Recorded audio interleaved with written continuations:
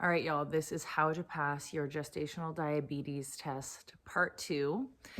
And in the last test, I gave you some tips on how to manage or do your own testing and how to really understand how the foods you're eating affect your body and the information that an at-home glucometer will give you about how your body is processing your food. But today I'm going to talk about the food specifically.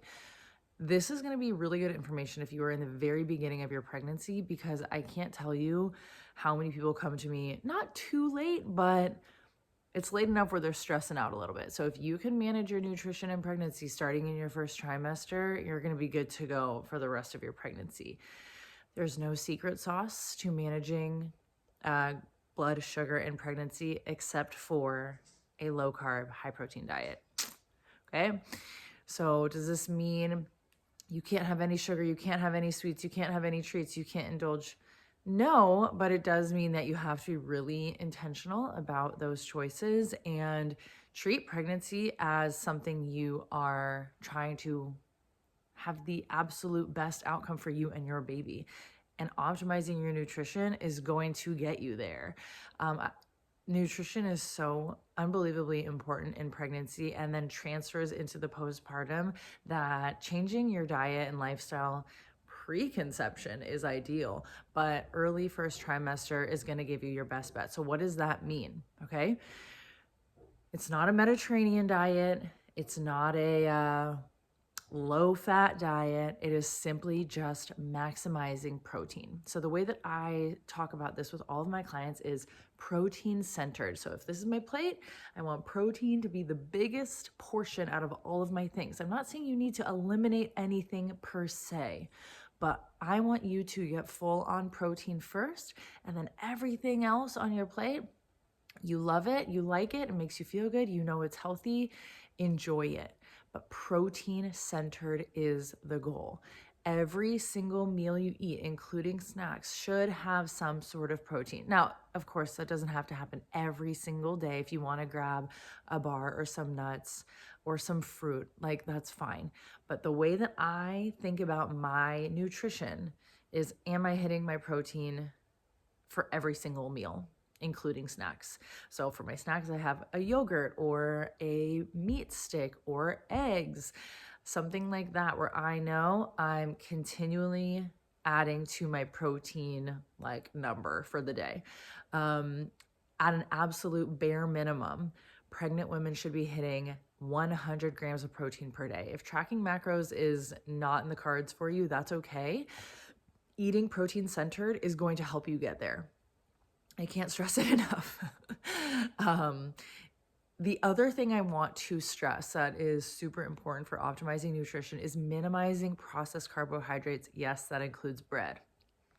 And yes, that includes sourdough bread, even if you're making your bread at home. Unless you have a glucometer at home and you are testing your blood sugar after you eat your homemade bread and you know that it doesn't skyrocket, then I would eliminate bread as like a very regular part of your nutrition.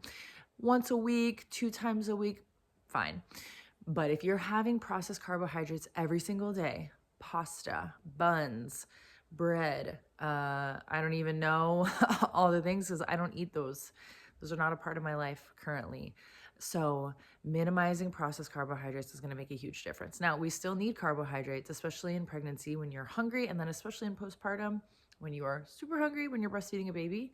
Potatoes, sweet potatoes, rice.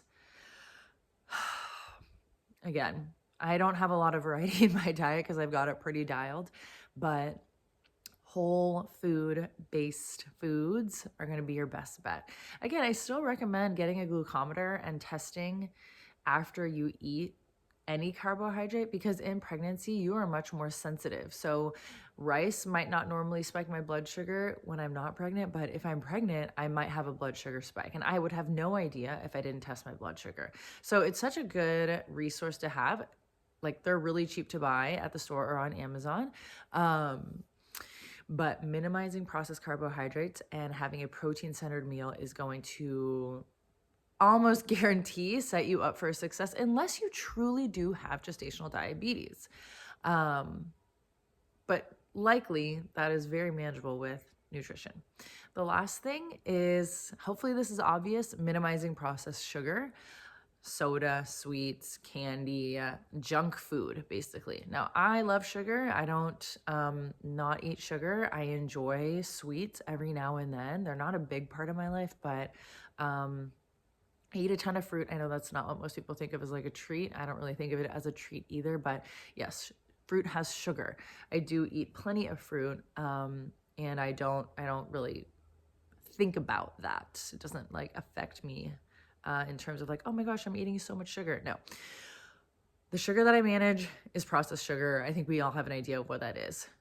Stuff that is junk food, weird colored stuff, stuff that comes packaged, dessert type foods. All right. Now, when we make homemade desserts, I don't sweat it at all. I know that my body processes natural sugar pretty well. Like I have a normal blood sugar spike and then it comes down normally. But I have that knowledge because I've tested my own blood sugar before. So we're minimizing processed sugars. Soda is a big one.